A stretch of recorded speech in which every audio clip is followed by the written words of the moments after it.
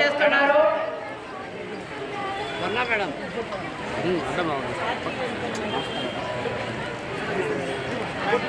Madam నమస్తే madam. Venkat Reddy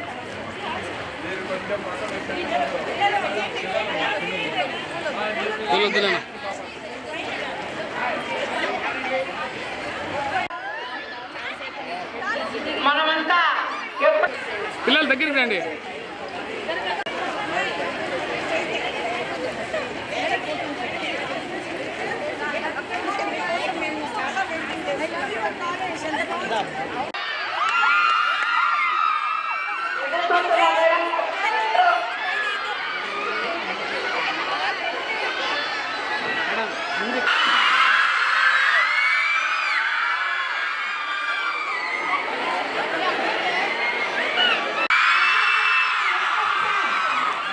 స్వాగతం sir. మన జిల్లా అధ్యక్షులు కూడా టీడీపీ తరఫున మన జిల్లా అధ్యక్షులు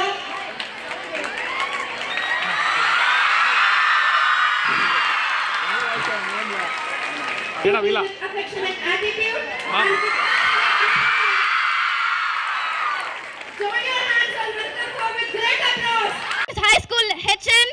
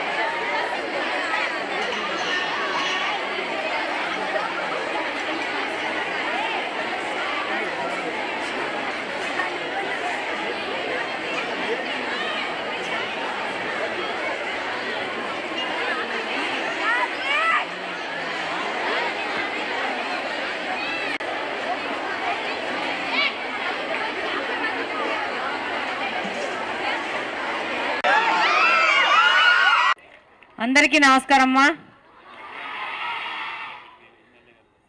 మహిళా లోకం లేచిందన్నట్టుంది. ఉమెన్ పవర్, గర్ల్స్ కాలేజ్ అని తెలుసు. ఉమెన్ పవర్ అంటే ఎట్లుంటుందో ఇట్లుంటుంది. పాపం బిక్కు బిక్కుమంటున్నారు. నెక్స్ట్ ఫ్యూచర్ అంతా మనదే. ఎందుకు? మనం మల్టీ టాస్కర్స్మి. మనము పని చేస్తాము, ఇంట్లోకి వెళ్ళి ఇంటి వ్యవహారాలు చూస్తాము, మళ్ళీ పిల్లల్ని చూస్తాము, మళ్ళీ బయటకు వచ్చి మళ్ళీ ఫ్యాషన్లో షాపింగ్లు చేసుకుంటాము, సినిమాలు చూస్తాము, అన్నీ చేస్తాం మనం. వాళ్ళ ఆఫీస్ నుంచి ఇంటికి పోగానే వైఫ్ ఎప్పుడు కాఫీ ఇస్తుందని ఎదురు చూస్తూ ఉంటారు. అంతేనా? కాబట్టి మనం మల్టీ టాస్కర్స్మి. నెక్స్ట్ ఫ్యూచర్ మనదే. కాబట్టి దానికి ఏం చేయాలి? మనం బాగా చదువుకొని మంచి పొజిషన్కి వెళ్ళాలి. ఈరోజు డొక్కా సీతమ్మ గారి మధ్యాహ్న భోజన పథకాన్ని ప్రారంభించడానికి ఈరోజు జూనియర్ కాలేజ్, గర్ల్స్ జూనియర్ కాలేజ్కి వచ్చాను. ఫస్ట్ టైం వస్తున్నాను. Really impressed. చాలా బాగుంది. పాత కాలేజీ చౌర్నికి చాలా బాగుంది. మళ్ళీ నా ఓల్డెన్ డేస్ నా కాలేజ్ టైంకి వెళ్ళాను. హైదరాబాద్లో కోటి ఉమెన్స్లో చదివాను. మా కాలేజ్ కూడా ఇట్టే ఉంటుంది. చాలా పాత కాలేజ్, బ్రిటిషర్స్ కాలంలో కట్టిన కాలేజ్ మాది. మా కాలేజ్లో అప్పుడున్న నిజాం నవాబ్ ఉండేవాడు. ఆయన సెకండ్ వైఫ్ ఉండేదంట. ఆమె రూములు ఉండేటివి, అక్కడ మాకు క్లాసెస్ జరిగేటివి. కింద గుర్రాల కట్టే రూమ్లు ఉండేటివి, అక్కడ కూడా క్లాసెస్ జరిగేటివి. ఒక డిఫరెంట్ ఎక్స్పీరియన్స్ అది కాలేజ్ డేస్. మళ్ళీ ఆ డేస్ రావు. డొక్కా సీతమ్మ గారు రాజమండ్రిలో మండపేటలో పుట్టారు 1841లో. ఆమె తన జీవితంలో 40 సంవత్సరాలు దాదాపు ఎవరు పేదవాళ్ళు వాళ్ళ ఇంటికి వచ్చినా కూడా ఆమెకు అన్నం పెట్టేది.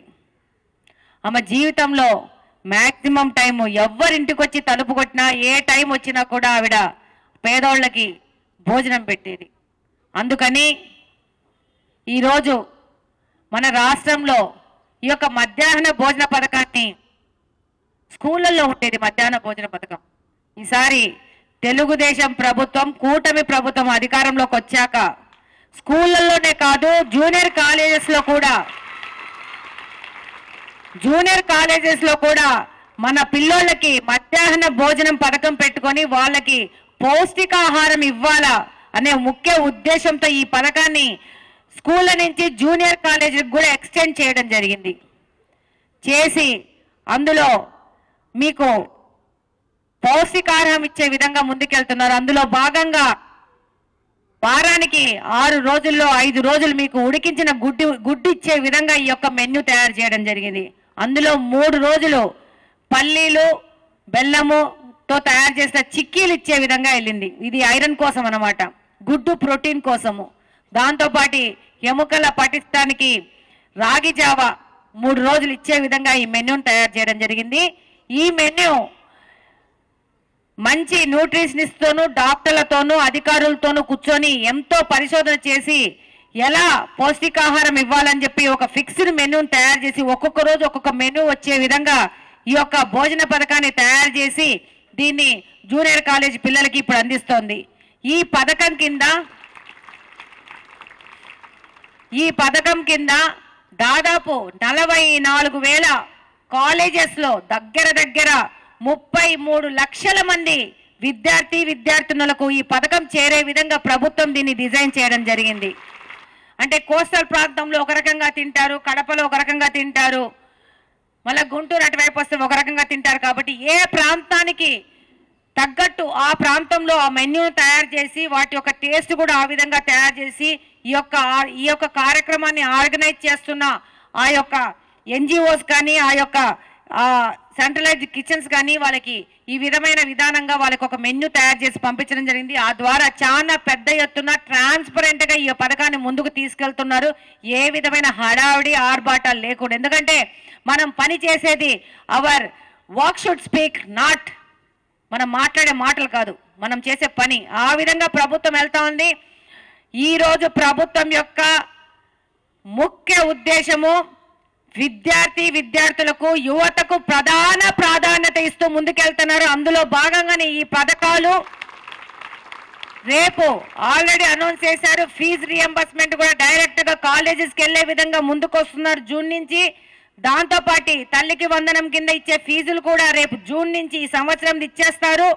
అలాగనే డిఎస్సి పోటీ పరీక్షలు పెట్టేసి జూన్ అకాడమిక్ ఇయర్ కల్లా ఎవరెవరు డిఎస్సికి అప్లై అవుతున్నారో వాళ్ళకందరికీ పరీక్ష చేసి వాళ్ళకి పోస్టింగ్ ఇచ్చే విధంగా, ఉద్యోగం ఇచ్చే విధంగా ముందుకెళ్తున్నారు. డెఫినెట్గా ఈ ప్రభుత్వం మంచి ప్రభుత్వం, యువత కోసం పనిచేసే ప్రభుత్వం. రాబో 5 సంవత్సరాల్లో 20 లక్షల ఉద్యోగాల కల్పన దిశగా ప్రభుత్వం పనిచేస్తూ ఉంది. రేపు మీరు ఇక్కడి నుంచి గ్రాడ్యుయేషన్ ఫినిష్ చేసుకుని బయటికి వెళ్ళగానే మీ అందరూ ఉద్యోగాలు చేయాలా. ప్రతి ఒక్కరి ఇంట్లో ప్రతి ఒక్క యువత ఉద్యోగం చేయాలా. ప్రతి ఒక్క ఇంట్లో ఒక ఆంట్రప్రెన్యూర్ ఉండాలా. వీళ్ళందరూ ఈ రాష్ట్ర భవిష్యత్తుకు ఆర్థికంగా వీళ్ళందరూ సపోర్ట్ చేసి మన ఆర్థికంగా అభివృద్ధి చెందాలనే ఉద్దేశంలో నారా చంద్రబాబు నాయుడు గారు ప్రభుత్వం పనిచేస్తుందని ఈ సందర్భంగా తెలియజేసుకుంటున్నాను. మార్చి కల్లా మనకి ఎగ్జామ్స్ ఉంటాయి కాబట్టి now it is time to fun, games, play అంతా అయిపోయింది. సంక్రాంతి అయిపోయినప్పటి నుంచి చక్కగా చదువుకొని మంచి మార్క్స్ ఒకరు ఇంకొకరితో పోటీ పడతా చదువుకొని మంచి మార్క్స్ తీసుకురావాలా, కడప జిల్లాకు పేరు తేవాలా, మీ అమ్మా నాన్నలకు పేరు తేవాలా, మీకు చదువు చెప్పిన మీ టీచర్లు, లెక్చరర్స్, ప్రిన్సిపల్స్కి పేరు తేవాలా, అలాగనే నాకు కూడా పేరు తేవాలా. మనం ఇక్కడ మహిళ గెలిచినాక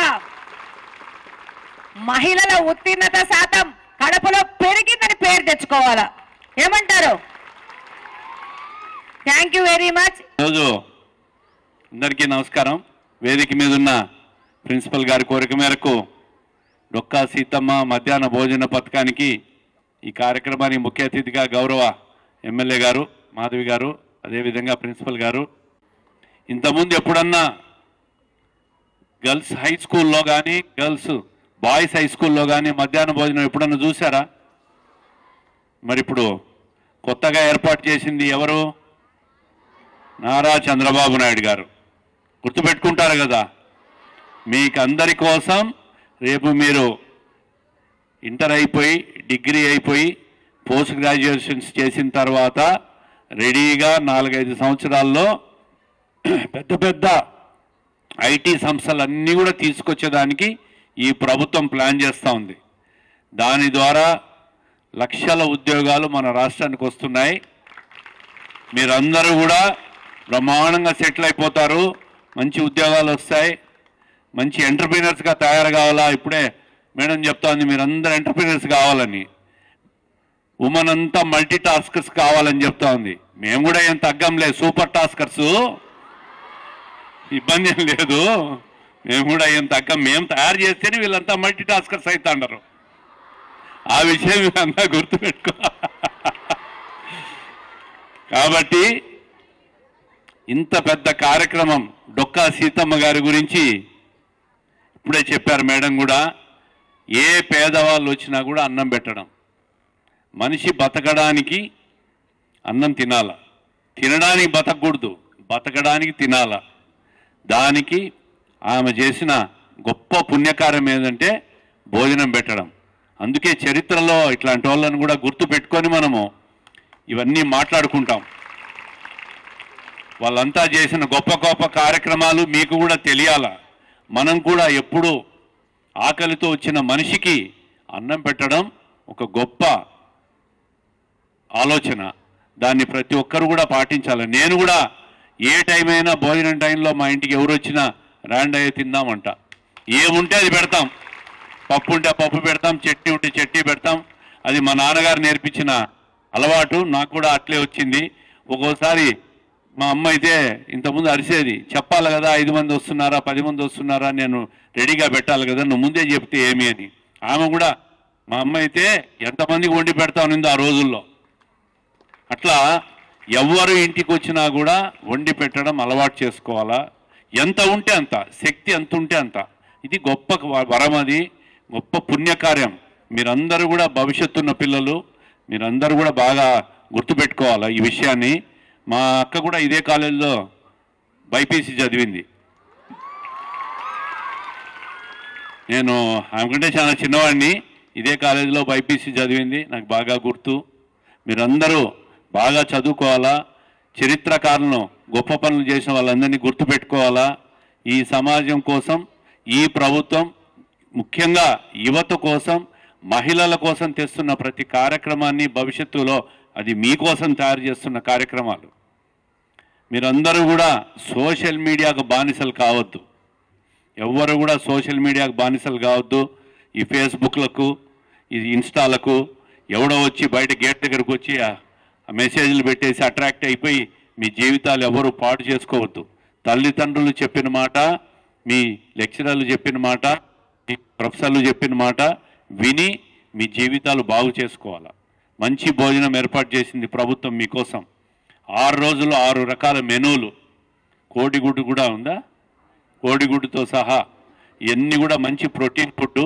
మీరు తినాలా, బాగా చదువుకోవాలా, స్పోర్ట్స్ కూడా ఆడాలా, మంచి కాన్ఫిడెన్స్ రావాలా, మీకు ఆత్మవిశ్వాసం మీలో మీకు పెరగాల. అప్పుడే మీకు బంగారు భవిష్యత్తు ఉంటుంది. మీకు ఏ అవసరం వచ్చినా, ఏ కష్టం వచ్చినా, ఎప్పుడైనా మీ పిల్లలు కానీ తల్లిదండ్రులకు కూడా విజ్ఞప్తి చేస్తున్నా, వీళ్ళని చాలా జాగ్రత్తగా చూసుకోవాలి. ఈ కాలేజ్ నుంచి నాకు కంప్లైంట్స్ వస్తే కూడా నేను చాలా యాక్షన్ తీసుకున్నా. కాబట్టి మీరు ఎవ్వరు కూడా బయటకు వచ్చి బైక్ వచ్చి ఎవడో హారన్ కొడితేనో, ప్రేమలు గీమలు లవ్వులు ఇవన్నీ పోకుండా బాగా చదువుకోవాలా. ఇంటర్మీడియట్ పిల్లలు మీరంతా ఓకే? వి ప్రామిస్ ప్రామిస్ అనేది మీ పేరెంట్స్కి చెప్పాలా. Promise to my parents. Very good.